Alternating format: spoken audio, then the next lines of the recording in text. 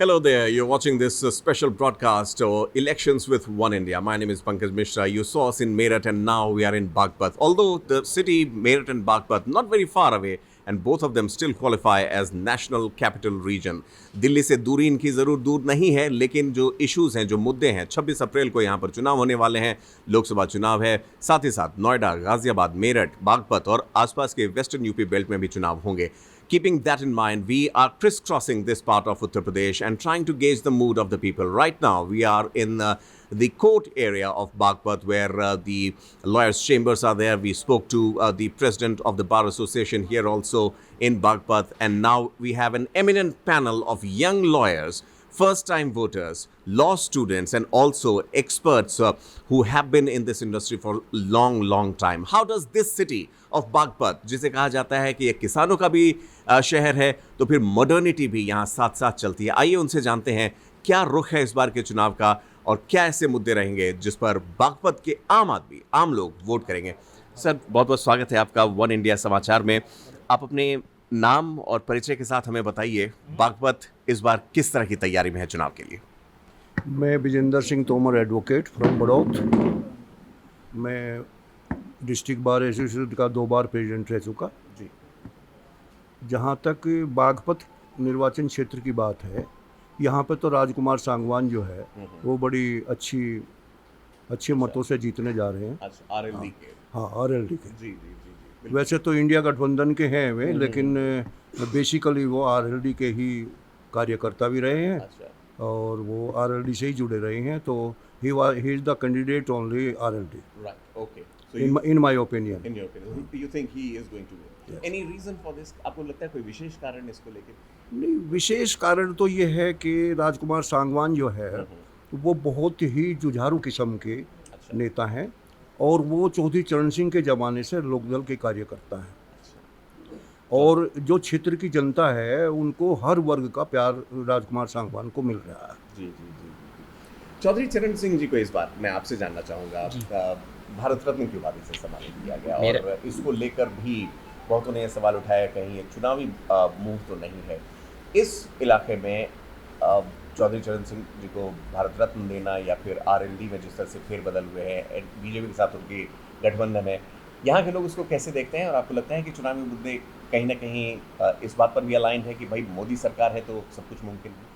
मेरा नाम अजीत सिंह, एडवोकेट, मैं बागपत का रहने वाला हूँ. और जो भारत सरकार द्वारा जो चौधरी चरण सिंह जी को जो भारत रत्न पुरस्कार दिया गया है वो बहुत पहले मिल जाना चाहिए था और वो बहुत ही अच्छा सराहनीय कार्य सरकार का रहा है. अच्छा. रही बात दूसरी चुनाव की, चुनाव की स्थिति ऐसी नहीं है जो एनडीए के पक्ष में लहर है, एनडीए के पक्ष में हवा है, ऐसा नहीं है बिल्कुल भी. अच्छा. जो जनता है, यहाँ के जो स्थानीय मुद्दे हैं, वो जो आवारा सांड फसलों को नुकसान नहीं कर रहे हैं, वो लोगों की हत्या भी कर रहे हैं, बिल्कुल मार रहे हैं सड़कों पर. ये तो आवारा सांडों की स्थिति है. रही बात क्राइम कंट्रोल की, क्राइम कंट्रोल बिल्कुल भी नहीं है. आप यहाँ पे, हम एडवोकेट हैं जी, आपको बेहतर पता होगा. एडवोकेट हैं और हमारे पास में लोग आते हैं, घटनाएं कुछ होती हैं, थानों में हो क्या रहा है, क्राइम को कम करने के लिए, आंकड़ा कम करने के लिए लोगों की एफआईआर दर्ज नहीं की जा रही. अगर एफआईआर दर्ज की जा रही तो उचित धाराओं में मुकदमे कायम नहीं हो रहे हों. अगर लूट होती है बाइक की तो चोरी में मुकदमा होता है, चोरी होती है बाइक की तो गुम हो जाती है. तो इस तरह के ये जानबूझकर मैनेज किया जा रहा है. ना क्राइम कंट्रोल है और स्थानीय मुद्दे पे ना आवारा सांडों की जो समस्या है, कोई रख रखाव नहीं. जो सरकार द्वारा जो गौशालाओं के नाम पे जो पैसा खाया जा रहा, जो बजट जारी किया जा रहा है, उस पर कितना बड़ा घालमेल है. आप ग्राउंड लेवल पर किसी गौशाला में जो सरकार द्वारा संचालित गौशालाएँ हैं, आप उनको जाकर देखो, उनकी हालत, उनकी स्थिति, पशु मर रहे हैं. अच्छा. घास के बगैर, खाने के बगैर, पानी के बगैर मर रहे हैं. कि ये हालत है सरकार की और लोगों में गुस्सा है और एनडीए के खिलाफ मतदान होगा और एनडीए का विरोध में यहाँ का जो प्रत्याशी है वो विनर होगा. बागपत को लेकर एक छुट्टा पशु का जो एक मुद्दा है, मुझे बहुत ही डिस्टिंक्टली याद है जब 2022 में उत्तर प्रदेश में चुनाव हो रहे थे, असेंबली इलेक्शंस हो रहे थे 21-22 में, तब भी ये मुद्दे सामने आते थे. आपके लिहाज से मैम, अगर हम लोकसभा चुनावों की बात करें, क्या ऐसे मुद्दे हैं कि आपको लगता है पिछली सरकार ने जो थी यहाँ पर अभी तक, बीजेपी की जो सरकार थी, उन्होंने अपना काम पूरा किया है, लोगों की उम्मीदों पर खरा? देखो, जो गवर्नमेंट ने जो भी उन्होंने अपने घोषणा पत्र में जो भी अपने वायदे किए थे, उन्होंने बीजेपी गवर्नमेंट ने उन्होंने 100% सारे मुद्दों को उन्होंने पूरा किया है। चाहे वो जम्मू कश्मीर से आर्टिकल 370 हो, चाहे आतंकवाद का मुद्दा हो, आतंकवाद को बिल्कुल ख़त्म किया है, पाकिस्तान में घुस के मारा है, सर्जिकल स्ट्राइक किया है, 3 तलाक को ख़त्म किया है, हर आदमी खुशहाल है, सुरक्षित है। जहाँ तक यूपी में जो क्राइम रेट की बात है, समाजवादी पार्टी में यहाँ पे गुंडा राज था, और यहाँ योगी जी के आने से सब कुछ पूरी तरह से चेंज हुआ है। सब लोग सुरक्षित हैं, महिलाएं बहुत सुरक्षित हैं, लड़कियां स्कूल कॉलेज जाने में बिल्कुल सुरक्षित हैं, और जो ये लूट की, डकैती की, मर्डर की घटनाएं हैं, ये बहुत, इनका स्तर बहुत नीचे हुआ है। मैं ये तो नहीं कहूँगी कि बिल्कुल भी नहीं होती हैं, छुटपुट घटनाएं होती हैं अभी भी। हम एडवोकेट्स हैं, हमारे पास कुछ केसेस आते हैं, लेकिन उसमें बहुत बड़ी गिरावट आई है, और हर कोई यूपी में अब सुरक्षित है। चाहे जो इंटीरियर के गांव हैं, जो रास्ते में उनके साथ लूटपाट हुआ करती थी, शाम होते ही वहाँ पे उनके साथ लूटपाट होती थी, अब वो अपने गांव में किसी भी टाइम आए जाएं, सब कुछ सुरक्षित है, और कोई घटना नहीं होती है इस तरह की। चाहे कोई कहीं भी है, रूरल एरियाज में है, शहरों में है, कहीं भी है, everybody is safe here. Yogi ji बहुत अच्छा कर रहे हैं, हर क्षेत्र में बहुत अच्छा कर रहे हैं। मोदी जी 80 करोड़ लोगों को, पाकिस्तान को देखो क्या हाल हो रहा है, जो हमारे साथ स्वतंत्र हुआ था जो देश, वो एक कटोरा लेके सारी दुनिया में वो भीख मांगता है। वहाँ पे अभी कराची में क्या था, उनका कौन सा दिन था, वो ईद पे वहाँ पे 4-5 लाख भिखारी वहाँ पे आ गए, कराची में इकट्ठे हो गए। भारत को देखो, यहाँ पे मोदी जी 80 करोड़ लोगों को फ्री राशन दे रहे हैं, 25 करोड़ लोग गरीबी रेखा से ऊपर उठ के आए हैं। मैम, यहाँ पर मैं आपको थोड़ा सा रोकना चाहूँगा। मैं कद्र करता हूँ आपकी भावनाओं की, आपने जो कहा उसको। अक्सर ऐसा कहा जा रहा है, और कई ऐसे वॉइसेस हैं जो कहते हैं कि अगर 80 करोड़ लोगों को आप मुफ्त में राशन दे रहे हैं तो ये बहुत बड़ी बात नहीं है, वो उनको आप गरीबी रेखा के नीचे ही रख रहे हैं। जब पाकिस्तान की बात आती है तो वो कहते हैं वो अपने इंटरनल पॉलिटिक्स की वजह से चला गया। अगर आपने क्राइम की बात की, कई क्रिटिक ऐसा कहते हैं, और यहाँ भी जो मौजूद सदस्य हैं वो भी कहते हैं कि भाई आंकड़ों के साथ खिलवाड़ किया जा रहा है। आपको लगता है इसके बीच भी कहीं ना कहीं एक उम्मीद की किरण बनती है कि लोग फिर से एक बार भरोसा दिखाएंगे बीजेपी सरकार में? बिल्कुल भरोसा दिखाएंगे, क्योंकि उन्होंने अपने सारे वादे पूरे किए हैं। योगी जी ने अपने वादों से भी बढ़ के सारे गुंडा माफिया सब खत्म किए हैं यूपी में, जो बड़े बड़े माफिया थे सबको ख़त्म किया है यूपी में। यहाँ पे इसलिए मैं पूरा गारंटी से कह सकती हूँ, और आप अगर किसी भी महिला से बात करेंगे, सारी महिलाएं आप वो बोलेंगी कि वो हर जगह सुरक्षित हैं। अब बहुत बड़ी बात है यूपी के लिहाज से, यूपी के लिए, और सिर्फ यहाँ नहीं, यूपी की योगी जी का तो सारी दुनिया में चर्चा है। इन चीज़ों की जो हमारे वो है ना खिलाफ देश हैं, इवन पाकिस्तान और नेबर कंट्रीज हैं, सब में योगी जी की वो लोग योगी जी की इतनी तारीफ करते हैं। पहले बात महाराष्ट्र मॉडल की होती थी, गुजरात मॉडल की होती थी, अब लोग यूपी मॉडल का भी जिक्र करने लगे हैं कि ये भी एक विकास का मॉडल आता है। आपके पास में ही बैठी हैं 2 यंग वोटर्स। मैं आपसे आप अपना बेसिक नाम एक बार फिर से। हाँ जी, मैं एडवोकेट विजयश्री, बागपत बार एसोसिएशन में एडवोकेट हूँ, क्रिमिनल लॉयर हूँ। हम आपके पास वापस आते हैं। आपके बाएं हाथ पर फर्स्ट टाइम वोटर्स हैं जो लॉ स्टूडेंट्स भी हैं। हम उनसे जानना चाहेंगे कि चुनावों को लेकर आप पहली बार वोट देंगे, किस तरह का माहौल आपको लगता है, क्या कैसे चुनते हैं आप लोग? यंगस्टर्स हैं, जेन ज़ी हैं, आप इंस्टाग्राम को भी फॉलो करते हो, आप ट्विटर पर भी उतने ही एक्टिव हो, फेसबुक कहते हैं पुराने ज़माने की चीज़ हो गई है। आप क्या चीज़ है, क्या फैक्टर्स हैं जो डिसाइड करता है? What is it that decides how and whom you are going to vote? कैसे डिसाइड? मेरा नाम विजुअल धामा है, मैं लॉ स्टूडेंट हूँ, और सबसे बड़ी बात मेरे लिए ये है कि मैं पहली बार वोट दे रही हूँ। मैं खुश भी बहुत ज़्यादा हूँ, और मैं चाहती ये हूँ कि मेरा वोट जो पहला वोट है वो उस पार्टी को जाए जिससे कि हमारी जो इंडिया है वो डेवलपिंग नॉट, वो डेवलप्ड इंडिया हो जाए, विकसित हो जाए हर चीज़ में। और जैसे कि मैं लड़की हूँ, अब जैसे मैं आती हूँ रास्ते में अकेले, मुझे सेफ्टी फील होती है, मुझे किसी चीज़ का डर नहीं है। और सबसे बड़ी बात मैं एडवोकेट के लिए कर रही हूँ, तो इस चीज़ में तो डरना भी नहीं चाहिए, हर चीज़ के लिए सपोर्ट होना चाहिए। और सर मेरा जो वोट है वो जाएगा बीजेपी को, क्योंकि सर जो बीजेपी काम कर रही है वो आज तक मैंने किसी को देखा नहीं है करते हुए। सर जैसे मैम ने बताया अभी कि राशन फ्री में दिया जा रहा है गरीबों को। भाई अगर एक बात बताओ, जब गरीबों नहीं कर पाएंगे, वो उनकी जो सोच है वो इतनी नहीं हो पाती, वो कर नहीं पाते, वो डरते हैं। तो उन्हें अगर फ्री में राशन दे रहे हैं तो उनके भले के लिए तो दे रहे होंगे, वो अपने लिए तो नहीं दे रहे। सरकार अपना ही तो खर्चा कर रही है इससे, किसी और का तो नहीं कर रही। अब सवाल ये भी आता है बहुत से कि G20 में इतने पैसे क्यों लगाए मोदी जी ने। अच्छा एक बात बताओ, मोदी जी ने अगर G20 में 20 करोड़ रुपए लगाए तो वो अपने भले के नहीं लगाए होंगे, वो अपने देश का नाम बनाने के लिए लगाए होंगे कि हाँ भाई इंडिया में हम गए थे, हमारा इतना अच्छी तरह से स्वागत करा। तो आपको बहुत अच्छा लगा कि भारत की छवि बाहर के देशों में भी सुधरी। जी सर। 140 हम लोग जरूर उस पर भी बात करेंगे। आप अभी पूर्व अध्यक्ष जी का भी बहुत इसमें इनपुट है कि 80 करोड़ लोग अगर गरीबी रेखा के नीचे हैं, उन्हें राशन देने की आवश्यकता पड़ रही है, तो क्या एक इशारा करता है 140 करोड़ पर हम लोग हैं। आप मैं उधर रुक करते हैं, फिर से एक और यंग वोटर अपना नाम और अपना आई एम मेघा और मैं खेगड़ा बागपत से बिलोंग करती हूँ। मैं यहाँ पे पहली फर्स्ट वोटर हूँ और मैं ये चाहती हूँ जो मेरी वोट है इस बार वेस्ट ना जाए, जिसको भी दूँ जैसे भी दूँ, जो भी है सही जाए और जहाँ पे भी जाए सही हो। बिल्कुल। आप जब घर से यहाँ कैंपस के लिए आती हैं या जब कॉलेज जाती हैं, आपको लगता है कि अभी जो माहौल है वो आपके लिए फायदेमंद है? आपको अभी तक तो सब कुछ ठीक है, लेकिन आगे जाके अब जो इलेक्शंस होंगे उनमें जो भी आएगा उसका कुछ नहीं कह सकते अभी। चलिए उसका पावर आपके ही हाथ में है, वो हमारे हाथ में ही, हम कैसे करेंगे। ये बातचीत यहाँ बागपत में चल रही है और अक्सर कहते हैं कि काले कोट से घिरा होना कभी कभार मुश्किल का सबब बन सकता है, लेकिन हमारे साथ काफ़ी young lawyers, practising lawyers, first time voters भी हैं और साथ ही साथ हम लोग अभी बैठे हुए हैं बागपत के बार काउंसिल के चेंबर्स में। हमारे साथ यहाँ पर कुछ मेंबर्स हैं, प्लीज अपने नाम के साथ में बताएं। राजीव तोमर एडवोकेट।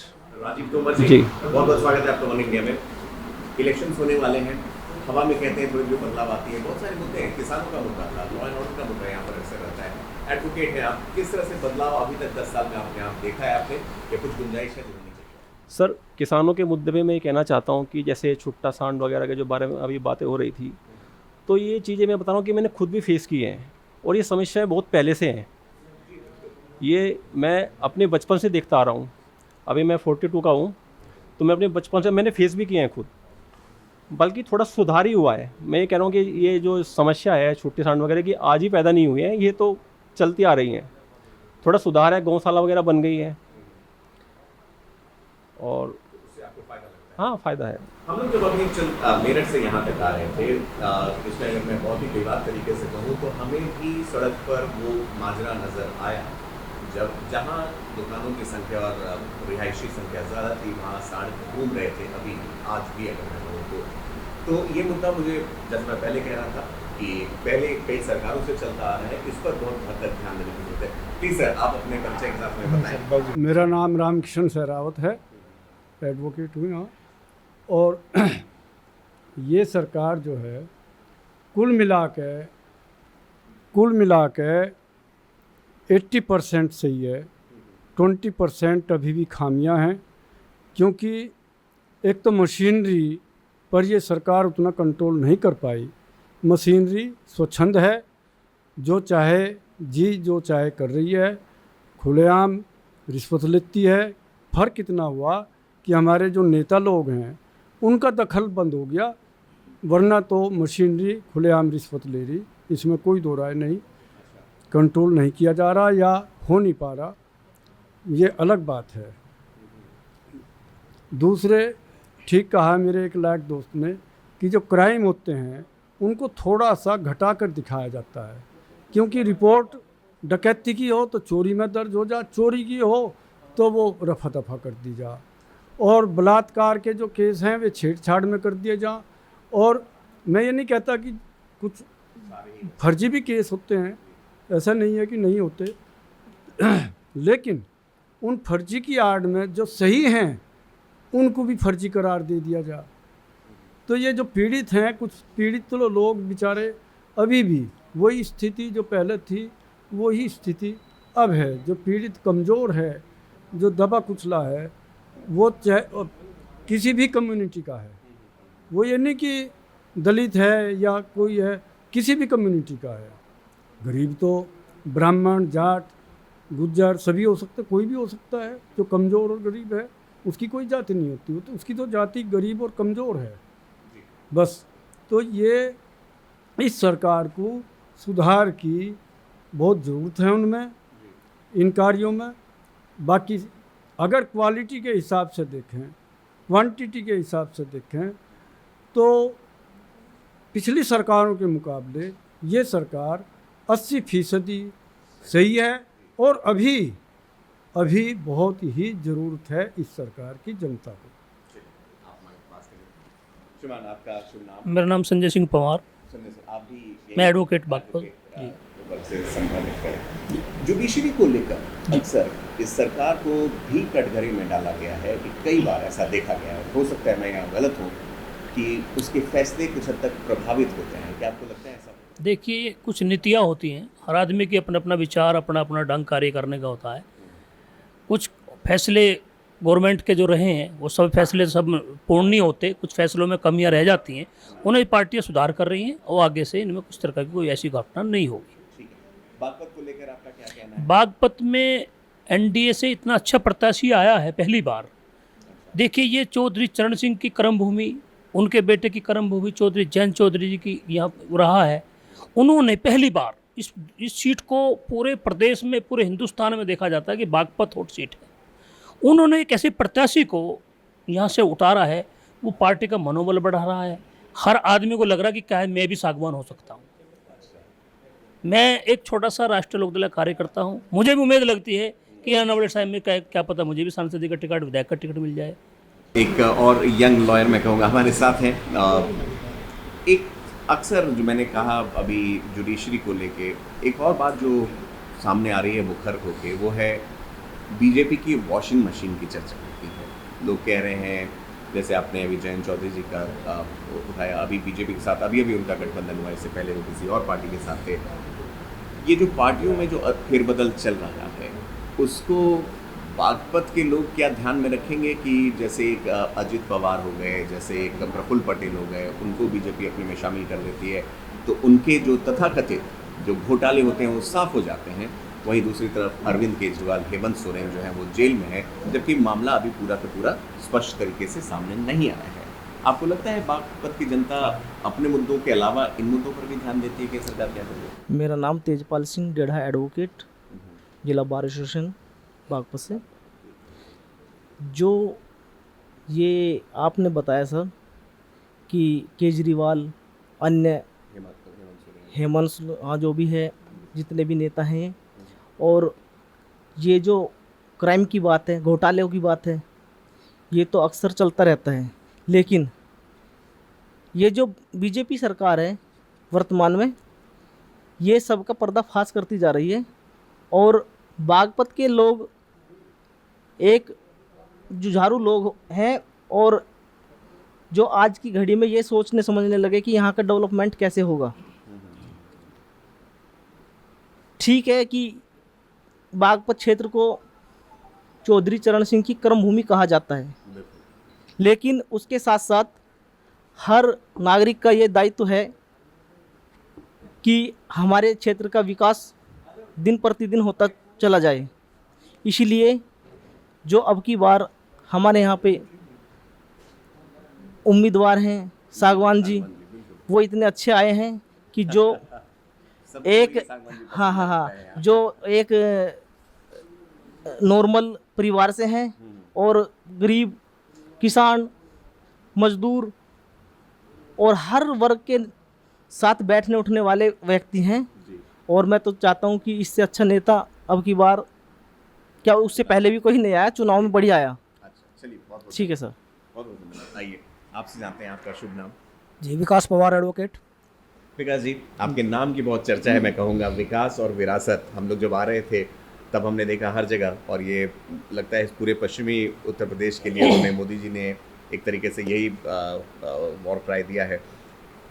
आप जब वोट करने जाते हैं, क्या क्या मुद्दे होते हैं आपके दिमाग में आते हैं? जिस पार्टी को आप वोट देंगे वो आपके परिवार के लिए, आपके बच्चों के लिए, आपके माता पिता के लिए, एक सुनहरे भविष्य के लिए कुछ सुनिश्चित करें, कुछ उस पर सोचते हैं? जी सर, जब वोटर वोट डालने जाता है तो सबसे पहले देखता है शिक्षा, रास्ते जो मेन मुद्दे होते हैं, सड़कें होती हैं, शिक्षा होती है, और कि उनको कौन सोल्व करेगा।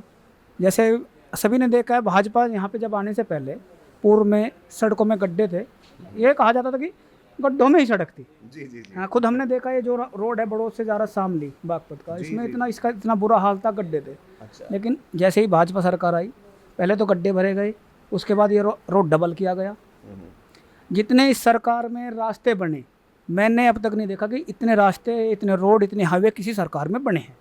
ये बात सभी मान। और जब सड़कें बनेंगी तो विकास भी होगा, रोजगार भी मिलेगा, कनेक्टिविटी जुड़ेगी शहरों से शहरों की, तो उसमें उससे व्यापार भी बढ़ेगा, व्यापार बढ़ेगा तो फिर काम भी मिलेगा, और जब काम मिलेगा तो देश विकास भी करेगा, और जब विकास होगा तो देश का नाम भी होगा। हाईवेज ऑफ प्रोग्रेस ऐसा कहते हैं उसको। आइए पहले इनसे जरूर हम लोग जान लेते हैं पिछले बार में जी। ऐसे कई मुद्दे हैं, जैसा मैं सर से भी कह रहा था कि सरकार को कहीं ना कहीं या तो उस पर ध्यान और भी देने की ज़रूरत है।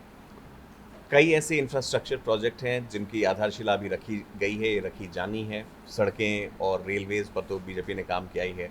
आपके लिहाज से अगर हम पूरे देश की बात करें, बागपत के बारे में हमने सुना, आपको क्या लगता है ऐसे कौन से ऐसे मुद्दे होंगे जिस पर सरकार को और ध्यान देने की ज़रूरत थी? मुद्दे तो देखिए, मेरा नाम कपिल पवार एडवोकेट है, जिलाध्यक्ष विधानसभा छपरौली, राष्ट्रीय लोकदल से। जी जी। मुद्दे तो सर बहुत है अभी जिन पर सरकारों को काम करना बाकी है। जैसे कि अब जैसे हम आवागमन होते हैं, ट्रांसपोर्ट कोई कहीं से आ रहा है, अधिवक्ता कचहरी पहुंचने के लिए कोई किसी माध्यम से आ रहा है। जी जी जी। अब जैसे कि अधिवक्ता हो या कोई आम इंसान हो, कोई वाहन खरीदता है, रोड टैक्स जो है वाहन खरीदते समय दाखिल करना पड़ता है। उसके बाद टोल टैक्स और सरकार जोड़ती है। अगर हम कहीं सड़क से गुजर रहे हैं, रास्ते में टोल लगा दिया कि टोल दे के जाइए भैया। सरकार को इस पर भी काम करने की ज़रूरत है। अच्छा। कि जब कोई भी आम इंसान हो, वाहन का जो रोड टैक्स है एक बार जमा कर दिया, उसके बाद टोल टैक्स हो। और सबसे बड़ी बात यह है कि उसकी कोई मियाद नहीं है, उसकी कोई टाइमिंग फिक्स नहीं है कि टोल टैक्स आपका अगर पूरा हो गया उसका क्या टाइमिंग रहेगी और कितने समय बाद आपको टोल फ्री कर दिया जाएगा। ये जो अवैध वसूली चल रही है, सरकार को उस पर ध्यान देने की बहुत ज़रूरत है। अच्छा। रही बात आवारा पशुओं की, मैं भी किसान परिवार से बिलोंग करता हूँ। जी जी। मेरे पिताजी भी किसानी करते हैं, मैं भी करता हूँ फ्री टाइम में। जी। आवारा पशुओं की जो समस्या है, इसमें सरकार का कहीं ना कहीं हाथ है, क्योंकि सरकार ने जो व्यवस्थाएं बनाई हैं उनका सुचारू रूप से क्रियान्वयन नहीं करा पा रही सरकार। अच्छा। अब उनमें जो लोग जो है व्यवस्थित कर गए, जो लोग जो उनकी देखरेख में व्यवस्थित किए गए, वहाँ सब जो है ये है कि पैसा कैसे कमाया जाए। अगर चारा आ रहा, 400 रुपये क्विंटल आ रहा, उसे 800 रुपये क्विंटल चढ़ाया जा रहा, गवर्नमेंट से पैसा चलाया जा रहा, वो अवैध वसूली करी जा रही। गवर्नमेंट भी इस चीज़ पर ध्यान नहीं दे रही। अब दूध के पशु है, मान लीजिए गौशाला है, दूध के पशु है, उनको तो आप रख लेंगे, लेकिन अगर जो दुधारू पशु नहीं है, आप रात में निकाल देंगे, भाई क्या मोहर लग रही, गौशाला का है, कहाँ का है। गौशाला से भी, गौ से दिक्कत नहीं है, गौ माता से दिक्कत है, सांड से।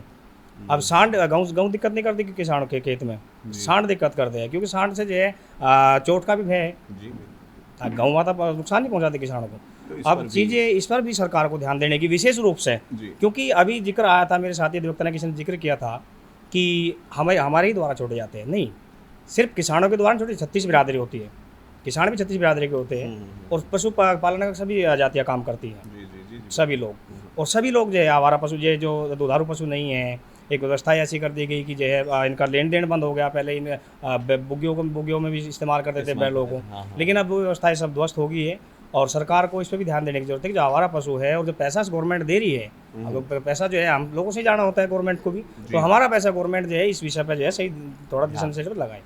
और रही बात हमारे प्रत्याशी सांगवान जी की, सांगवान जी के बारे में जहाँ तक मुझे पता है, मेरे सीनियर एडवोकेट बैठे हैं, इन्हीं लोगों से सुना है हमने, ज़्यादा जानकारी मुझे नहीं है, लेकिन जब हमने उनका जीवन परिचय और जीवन शैली के बारे में जाना तो हमें लगा कि जयंत चौधरी का ये कर्म भूमि है। उनके बाबा जी चौधरी चरण सिंह जो है, उनके आदर्शों के हम लोग हैं, राष्ट्रीय लोकदल पार्टी को सपोर्ट करते हैं। अब चीज़ें ये आ रही है कि सांगवान जी जब से मैं थर्ड या सेकंड या थर्ड बार वोट कर रहा हूँ, उसके बाद जब जयंत जी को वोट करते आए हम तक, या चौधरी अजीत साहब को वोट किए, उसके बाद अब एक सामान्य व्यक्ति हमसे भी नीचे, क्योंकि मेरे पास 10-12 बीघे ज़मीन है और 6 बीघे ज़मीन उनके पास है, और 6 बीघे ज़मीन भी उन्होंने अपने भाइयों को डोनेट कर रखी है कि आप करिए और खाइए, मुझे नहीं जरूरत है। उसके बाद जब यहाँ फॉर्म भरने आया, अधिवक्ता साथियों ने मदद की, तो उनके अकाउंट में मात्र 400 रुपये पाए गए। और वही बात बार बार दोहराई जा रही है कि एक दरी है, एक तकत है।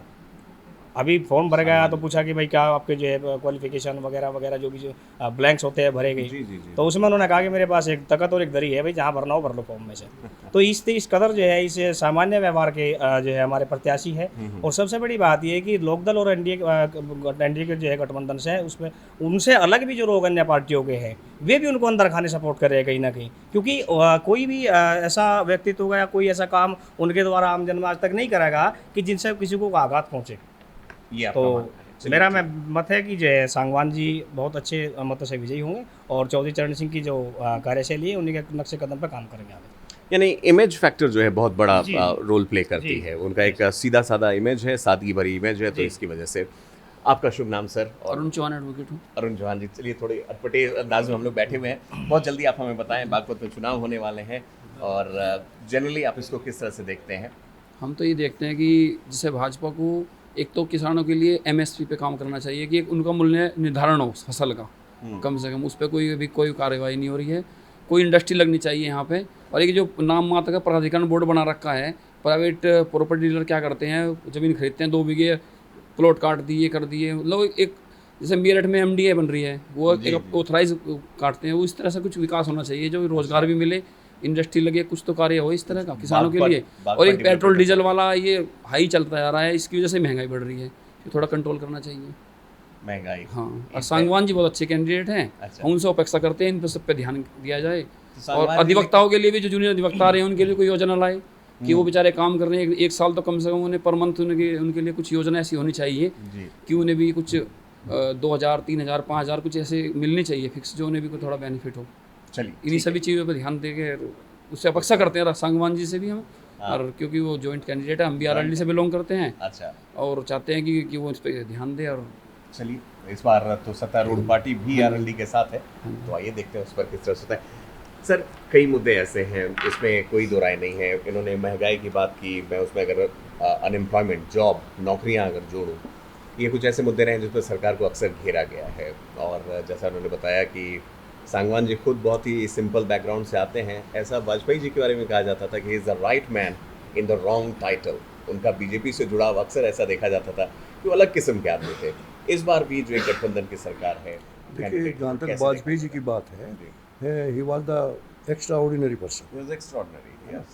और जहाँ तक इसकी डॉक्टर सांगवान साहब की बात है, ये कैरेक्टर के मामले में बहुत अच्छे आदमी हैं। अच्छा। जहाँ तक समस्याओं की बात है, स्थानीय जो समस्याएं हैं, स्थानीय समस्याएं तो किसानों का कोई डेवलपमेंट किसी किस्म का नहीं है। किसानों का जो पेमेंट हुआ है वो अब चुनाव के टाइम पे इस साल बहुत ज़बरदस्त करने के बाद, प्रेशर आने के बाद में, क्योंकि चुनाव का प्रेशर था, इस वजह से किसानों का पिछले साल का पेमेंट हुआ है। अब का कोई शुरुआत नहीं है, इस वर्ष के पेमेंट की कोई शुरुआत नहीं है। जहाँ तक आवारा पशुओं की समस्या है, ये केवल बीजेपी की गवर्नमेंट की प्रॉब्लम है। जब से बीजेपी योगी सरकार आई है, बीजेपी गवर्नमेंट आई है, अच्छा। ये तब से ही औरन है।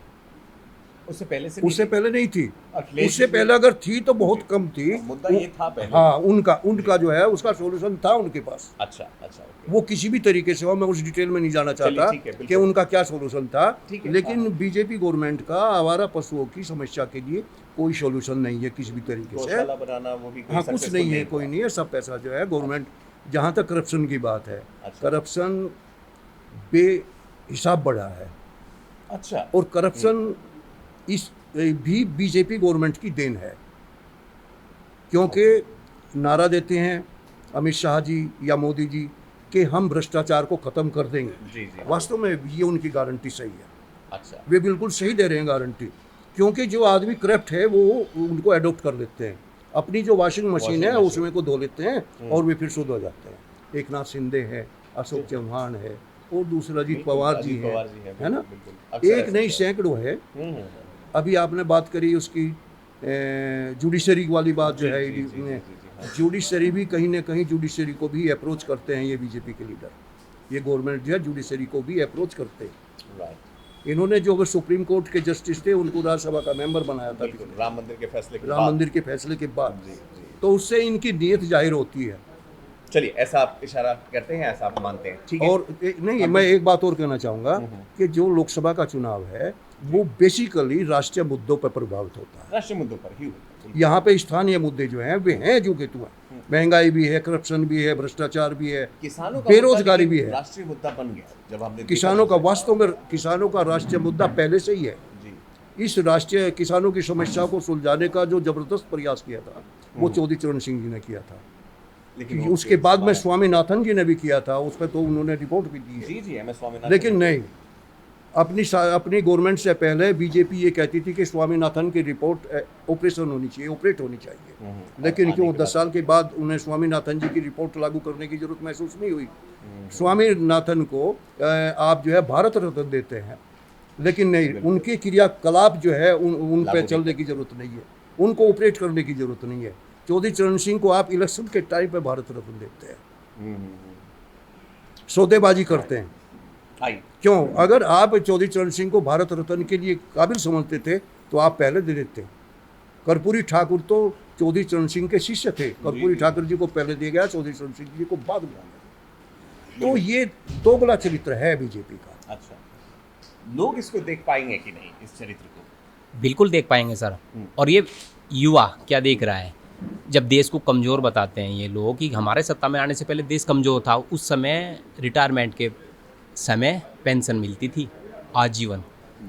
आर्मी की सर्विस 15 साल थी, रिटायर में अग्निवीर बना दिए गए, 4 साल की नौकरी कर दिए गए। रिटायरमेंट के बाद में पेंशन मिलती थी, परिवार को सारी फैसिलिटीज़, सुख सुविधाएं, मेडिकल सुविधाएं सभी मिलती थी। इस जहां अब ये कहते हैं कि दुनिया की नंबर 1 अर्थव्यवस्था बनने जा रही है भारत, आज रिटायरमेंट को पेंशन नहीं, युवाओं को रोजगार नहीं। यूपी पुलिस की वैकेंसी आई थी उत्तर प्रदेश में, 60,000 वैकेंसी थी। एग्ज़ाम में 50 लाख युवा बैठे हैं मान्यवर, 50 लाख। बेरोजगारी का आलम ये है। युवा देख रहा है, किसान देख रहा है। किसान को लाभ की तो बात दूर की बात, मूल्य की उसकी फसल के दाम की तो बात की बात है, लाभकारी दाम नहीं मिल पा रहा। उसकी लागत और उसकी मेहनत उसे नहीं मिल पा रही किसान को, समय पर भी नहीं मिल रहा है। समय पर नहीं मिल रही सर। चुनाव आएंगे, चुनाव सिलेंडर 1200 रुपये पहुँच गया था, 800 पे कैसे आ गया सर? क्या है ये चुनावी लॉलीपॉप है। इससे देश की जनता बिल्कुल प्रभावित नहीं होगी। इस सरकार में अपने सांसद की हैसियत क्या है सर? मैं आपको बताऊं कि देश में सरकार है, केवल कैबिनेट में प्रधानमंत्री और गृह मंत्री से अलावा कोई भी, हमारा एक साथी ये बता दो कि देश के 6 मिनिस्टर जो कैबिनेट में, उनके नाम बताओ, नहीं बता सकते। आप मेरे यहाँ साथियों से किसी से पूछ लो। हमारे एमपी लोकसभा सदस्य की क्या हैसियत है वो बोल जाए उनके खिलाफ, अपने क्षेत्र की क्या समस्या रख दे, वहाँ एक पार्टी की लाइन है सर, उसके खिलाफ जो बोल रहेगा उसका हाल बुरा होगा। अपना लोकसभा आप कितनी भी अच्छाई से अपन कितने अच्छे कैंडिडेट को आप चुनकर भेज लो, वहाँ उनका एम्प्लॉय होगा, न कि क्षेत्र का सांसद। ये हाल है, नहीं रख पाएंगे सर वो, बिल्कुल वहाँ वजूद खत्म है। वहाँ केवल 2 लोगों की चलती हैं, अमित शाह और प्रधानमंत्री जी। और वो क्या कर रहे हैं, वो उस देश में उगाई। अभी इलेक्ट्रोल बॉन्ड क्या था? इलेक्ट्रो बॉन्ड को क्या मानते हैं सर आप? इलेक्ट्रो बॉन्ड था केवल उगाई, जिसे रंगदारी कहा जाता है। पहले दिन रेड, अगले दिन चंदा। वो लिस्ट आप कैलकुलेशन करके तो देखें सर। 8,000 प्रधानमंत्री जी की, गृह मंत्री जी की जो रैलियां हो रही हैं, मांगिए आप हिसाब उनका। उस रैली का पैसा कहाँ से आ रहा है? 10-10 करोड़ रुपए में एक रैली हो रही है। वो हेलीकॉप्टर कहाँ से आ रहे हैं? वो साधन, वे संसाधन, वे सरकारी गाड़ियाँ। चौधरी चरण सिंह जी ने लखनऊ में जब प्रधानमंत्री पद चला गया था, सरकारी गाड़ी छोड़ दी थी कि मैं सरकारी वाहन को इस्तेमाल नहीं करूँगा। और आज सरकारी बसें, रोडवेज की जो उत्तर प्रदेश सरकार की बसें हैं, वो रैलियों में लोगों को भर भर के लाने के लिए लगाई गई हैं सर। केवल बकवासबाजी चल रही है इस देश में। इस देश का किसान, युवा, बुजुर्ग, पेंशन भोगी, श्रमिक, कर्मचारी, मजदूर सब सोच रहा है, और अब की बार इनकी हवा निकलने वाली है। चलिए सुनो जी, देश का पहला प्रधानमंत्री है कि जिसने 10 साल के अपने कार्यकाल में कोई प्रेस कॉन्फ्रेंस नहीं करी। बिल्कुल, उसकी हिम्मत नहीं है कि आप लोगों के सवालों का जवाब दे दे। ये एक बहुत ही कौतूहल का विषय है हम लोग पत्रकारों के लिए भी, कि एक बार भी प्रधानमंत्री हमसे मुखातिब नहीं हुए। अब जाकर वो कुछ पब्लिकेशंस के साथ, और यहीं पे मैं एक बात और कहना चाहूँगा मीडिया से भी, जी हाँ, कि मीडिया भी इतनी हिम्मत नहीं करती है कि कहीं अखबार में ये छाप दे कि मोदी जी आपको हमारे सवालों का जवाब देना चाहिए, आपको पब्लिक की समस्याओं पे आपने विचार व्यक्त करने चाहिए। ये बात और वो केवल मोदी जी के बारे में और एक बात और बता दूं कि वो इस दुनिया के आज के सबसे बड़े तानाशाह हैं। अच्छा, हाँ। अकेला लीडर है बीजेपी का अमित शाह और मोदी। उन्होंने लाल कृष्ण आडवाणी को फट्टे का लगा दिया, उन्होंने यशवंत सिन्हा को एक तरफ बैठा दिया, उन्होंने मुरली मनोहर जोशी को एक तरफ बैठा दिया, यशवंत सिन्हा को बैठा दिया। एक से एक लीडर जो इससे बहुत सीनियर थे, जो संस्थापक थे Lal Krishna Advani. He was the founder of the Ayodhya में राम मंदिर, ही वॉज द हीरो। लेकिन नहीं, उसको भारत रत्न देने तो दे दिया, लेकिन उसको प्राइम मिनिस्टर जो जिसके लिए वे काबिल थे उनको प्राइम मिनिस्टर के लिए उन्होंने अपॉइंट किया। मोदी जी का कहना है बदलते भारत की तस्वीरें, उन्होंने बीजेपी को भी अंदर से काफी बदला है, जैसा भाई साहब। और जहाँ तक मैं ये बताऊं कि जो 80 करोड़ को आप कह रहे हैं कि 80 करोड़ को खाना दे रहे हैं, हाँ, उस आंकड़े पर 80 करोड़ जो की बात है, उससे ये साबित हो रहा है, बल्कि ये सर्वे हुआ है और ये इंटरनेशनल जो है सर्वे हुआ है, उसमें ये छपा है कि हिंदुस्तान के अंदर 86 करोड़ जो है पब्लिक को भूखी है। 86 करोड़ भूखी है 140 करोड़ में से 140 में 140वां रैंक है प्रोस्पेरिटी के हिसाब से इंडिया का। 190 देशों में 140 बहुत ही दयनीय स्थिति है। तब तो मैं कहूँगा, चलिए उन आंकड़ों पर हम आएंगे, उस पर भी अक्सर डिबेट्स में आपसे पिछली बार बातचीत नहीं हो पाई कि अपने नाम के साथ अपना। मेरा नाम विपिन कुमार है, एडवोकेट, जी बिल्कुल, बली गाँव का रहने वाला हूँ। अच्छा सर, मेरा मुद्दा जो है बेरोजगारी, शिक्षा और स्वास्थ्य। सर, बेरोजगारी तो यह है कि आप बता रहे थे, हमारे सर बता रहे थे कि 80 करोड़ को मुफ्त राशन दे रहे हैं। आप 80 करोड़ को रोजगार दो ना, 80 करोड़ को रोजगार दो, मुफ्त राशन बांटने की आवश्यकता नहीं पड़ेगी। शिक्षा अच्छी दो। अभी मैं देख रहा था दिल्ली में शिक्षा और स्वास्थ्य, माननीय मुख्यमंत्री केजरीवाल जी ने इतना काम किया शिक्षा और स्वास्थ्य पे कि आप जो सरकारी अधिकारियों के बच्चे हैं दिल्ली में, वे भी चाह रहे हैं कि हम सरकारी स्कूल में पढ़ें, उनके एडमिशन नहीं हो पाते सरकारी, इतनी ज़्यादा डिमांड है सरकारी स्कूल की। और स्वास्थ्य, मेरे पापा का अटैक आया था तो मैं उन्हें यहाँ पे ना दिखा गया, मैं दिल्ली लेकर गया। प्राइवेट में दिखाते हैं, यहाँ प्राइवेट में बहुत ज़्यादा पैसे लगते। अब मैं वहाँ गया, फ्री पर्ची बनी, एडमिट करा और ट्रीटमेंट हो गया बिल्कुल निःशुल्क, जिसका खर्चा मुझे यहाँ पे लगभग समथिंग ऐसे बताया 3,60,000 रुपये, वो हमारा फ्री में हुआ। स्वास्थ्य कई बड़े इलाकों में एम्स की भी सुविधा दी गई है, तो ये आपकी बात मैं मानता हूँ। एजुकेशन और हेल्थ केयर जो है एक बहुत बड़ा इशू है और लोगों को बागपत से, मेरठ से लोगों को दिल्ली जाने की जरूरत पड़ती है। जो जन औषधि केंद्र हैं या जो आयुष्मान भारत योजना है, अगर हम निचले तबके की बात करें, मैं आपके और हमारे नहीं कर रहा हूँ, जिनको आवश्यकता है, जो 80 करोड़ के वर्ग में आते हैं, आपको लगता है कि इतने बड़े जन समुदाय को 5 लाख रुपए की इंश्योरेंस पॉलिसी देना? सर, मैं खुद ही बता रहा हूँ इसके भी। हमारा भी आयुष्मान कार्ड बना हुआ है। अच्छा। तो मैं सबसे पहले लेके गया था प्राइवेट हॉस्पिटल शामली में पापा को, तो उन्होंने जाते ही सबसे पहले कहा 10,000 रुपये के टेस्ट होंगे, वो आप जमा करो। अच्छा। मगर सर, आयुष्मान कार्ड में सब कुछ फ्री है। तो उन्होंने बोला नहीं, ये तो आपको जमा करने पड़ेंगे, 10,000 ये प्लस दवाई वगैरह जो आएगी वो भी आपके पैसे से आएंगे। उसके बाद देखेंगे, टेस्ट होने के बाद अगर एडमिट करने की स्थिति होगी तो एडमिट करेंगे, नहीं तो आप ले जाना घर पे। मगर सर, हमारे तो फिर आयुष्मान कार्ड का कोई फ़ायदा नहीं हुआ। तो उसका सर ये फ़ायदा नहीं है। हॉस्पिटल में जाओगे आप, सबसे पहले जाते ही टेस्ट। गरीब आदमी है, गरीब लोग हैं सब, जिसके आयुष्मान कार्ड बने हुए हैं, किसी के पास ऐसा तो है नहीं, मजदूरी करने वाले हैं, 400-500 की मजदूरी करते हैं, मजदूरी करके अपना घर का पालन पोषण करेंगे, उस घर की पूर्ति नहीं हो पाती, महंगाई इतनी ज़्यादा हो रही है अब। चलिए, आपकी बात और आपके सेंटिमेंट्स के बहुत कदर करते हैं। Thank you so much. हम मैम से जानना चाहेंगे, मैम, हर सिक्के के 2 पहलू होते हैं और यहाँ हमने देखा, पहले मुझे लग रहा था कि इस तरफ हमें ज़्यादा समर्थक मिल रहे थे, लेकिन अब मिक्स एक ओपिनियन जैसा बनता नज़र आ रहा है। सरकार को अभी भी ऐसा लगता है कि जो वादे उन्होंने किए हैं उस पर और डिलीवर करने की ज़रूरत है। आपको लगता है कहीं ना कहीं 100% डिलीवरी हुई है? क्योंकि यहाँ जो ओपिनियन मैं सुन पा रहा हूँ, उससे तो लगता है कि कहीं ना कहीं स्कोप है अभी।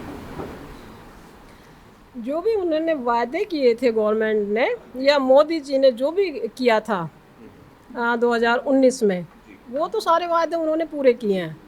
लेकिन जो पिछले 2014 से पहले जो कांग्रेस ने 60 या 70 साल जो भी राज किया है, और जितना देश में बुरा हाल था 60-70 सालों में, जब से देश आज़ाद हुआ था तब से कहाँ पहुँचना चाहिए था, ठीक है ना। जो हालत देश की थी उसके हिसाब से मोदी जी ने बहुत बहुत अच्छा काम किया है। बहुत जो उन्होंने खामियां थी उनको सुधारा है। जो टोटल इंफ्रास्ट्रक्चर है देश का हर फील्ड में उसको वो सुधार रहे हैं पिछली कमियों को। अब मैं दो चार बातें और कहूँगी मैं। जो एक इन्होंने एक जो पर्सनल कुछ लोग जो पर्सनल अटैक मोदी जी पे करते हैं उनकी वाइफ को लेके, एक एडवोकेट होके अगर कोई इस तरह की बात करता है तो मुझे लगता है कि वो गलत है, वो नहीं होना चाहिए। मोदी जी की शादी जब वो बचपन में हुई थी, जब वो बहुत छोटे थे, और ये तो लॉ भी कहता है कि अगर किसी की 15 साल से पहले शादी हुई है तो वो मेजर, जैसे ही वो मेजर होता है कोई भी आदमी, वो उसको रिजेक्ट कर सकता है अपनी शादी को। तो ये मोदी जी ने बचपन में शादी हुई है उसको नहीं एक्सेप्ट किया और उस पे मोदी जी पे अटैक करना ये बिल्कुल अन्याय है, उनके साथ गलत है। और एक एडवोकेट हो के अगर कोई इस तरह की बात करता है तो वो बहुत ही अफसोसजनक है। रही बात इसकी एम्प्लॉयमेंट की, जो कहते हैं एम्प्लॉयमेंट की, जो दूसरी पार्टीज़ हैं वो एम्प्लॉयमेंट को कहाँ तक सीमित रखती हैं कि इतने लोगों को वो शिक्षक बना दिया, इतने लोगों को पुलिस में भर्ती करा दिया। उनकी जो एम्प्लॉयमेंट की सीमा है बस यही है।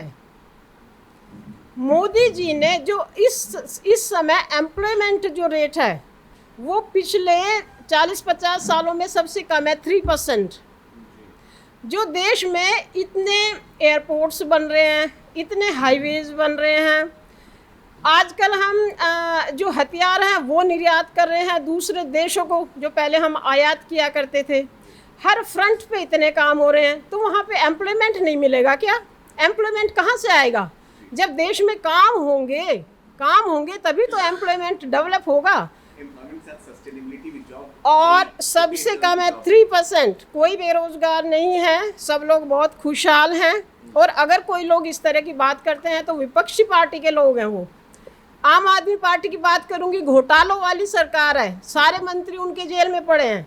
हेल्थ मिनिस्टर सत्येंद्र जैन, सिसोदिया, अभी क्या संजय सिंह बाहर आए हैं, ये केजरीवाल खुद जेल में है। तो आम आदमी पार्टी तो बोलने लायक ही नहीं है।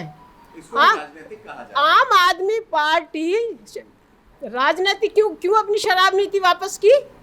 अगर उनकी शराब नीति ठीक थी तो क्यों उसको वापस किया? वो उन्होंने 100 करोड़ रुपए का घोटाला करके, और क्योंकि केजरीवाल तो बहुत जल्दी प्राइम मिनिस्टर बनना चाहते थे, जगह जगह दूसरे उसमें स्टेट्स में इलेक्शन लड़के, वहाँ पे गोवा में, पंजाब में, वो सारा पैसा वहाँ लगा दिया उन्होंने। तो सबसे बड़े घोटालों की सरकार है। रही उनकी जो वो बताते हैं उनका रोल मॉडल, उनके स्कूल, उनके वो जो शिक्षक हैं वहाँ के दिल्ली के, उनको तनख्वाह तक नहीं दी जाती है टाइम से, कितने महीनों की उनकी तनख्वाह बाकी है। तो ये सब ड्रामेबाजी है आम आदमी पार्टी की। आपने सुना अभी पक्ष विपक्ष दोनों ही बातचीत, आपने अपना मत रख दिया था कि आप किस पार्टी को वोट देंगे, मैं उसको दोहराना नहीं चाहूँगा। लेकिन अगर आपको एक फैसला लेना होता है कि सरकार से क्या उम्मीदें रखनी चाहिए और क्या नहीं, मैम ने बताया कि भाई 3% हो गया है, सबसे कम एम्प्लॉयमेंट रेट है, फिर भी लोग एम्प्लॉयड हैं, खुश हैं, ये भी एक आंकड़ा है। दूसरा ये लोग ये कह रहे हैं कि सबसे कम एम्प्लॉयमेंट है, एम्प्लॉयमेंट की जो एक लेंथ होनी चाहिए 20 साल 30 साल वो नहीं है, उसके बाद पेंशन नहीं है। आप अभी करियर की शुरुआत पर हैं, इन फैक्टर्स को ध्यान में देंगे या सिर्फ पार्टी से? सर, जो मोदी जी हैं उन्होंने जो एम्प्लॉयमेंट के लिए बहुत से हेल्प करी है हमारी इंडिया में। आपने देखा होगा प्रधानमंत्री कौशल विकास योजना, इतने सेंटर्स बने हुए हैं, उसमें जो गरीब हैं वे वहाँ पर जाके सीखते हैं, अपनी स्किल्स को डेवलप करते हैं। उनके एम्प्लॉय के लिए तो है वो एम्प्लॉयमेंट, अपना वो खुद भी खड़ा कर सकते हैं, अपना खुद शॉप खोल लेंगे छोटी सी, उसमें भी तो उनका आया तो सब कुछ पैसे वैसे आएंगे, कमाएंगे तो कुछ, ऐसे तो है नहीं बिल्कुल ऐसे बैठे हों फ्री, बहुत कुछ है। पहली बात तो सर हर कोई 100% परफेक्ट नहीं होता, 1-2% कमी तो हर चीज़ में रहती है। यस, बहुत कुछ है, आप उसे भी देख सकते हो। नेगेटिव क्यों सोच रहे हो, पॉजिटिव सोचो। चलिए इसी बात पर फाइनली आपसे सबसे यंगेस्ट कैंडिडेट से यहाँ पर हम लोग कमेंट करें, बताएं आपके क्या विचार हैं? फाइनल वर्ड आपका ही है, क्या मैसेज देंगे बागपत को? मेरे लिए तो ज़्यादातर मैं आरएलडी को सपोर्ट करती हूँ। अच्छा। और अब की बार अगर जो भी आए जैसा भी करे, वो इस बार बस लड़कियों को थोड़ा बहुत सपोर्ट दे, क्योंकि हमारे जो यूपी एरिया में है, भले ही यहाँ पे कम हो गए हो, लेकिन अभी भी है, जितना भी है उनके लिए थोड़ा ज़्यादा सपोर्ट हो। So there you heard it from the August presence here in Bagpat, be it employment, be it healthcare, be it job security. The opinion is divided. 26th of April is when Bagpat votes, and trust me, I have been here for the last 4 to 5 hours, and I can safely say this city thrives on elections and sentiments, and they have a very definite say whom they are going to choose and why they are going to choose. Keep an eye on One India English. We'll be bringing you all the updates of the elections 2024. Thanks for watching. Subscribe to One India channel and never miss an update.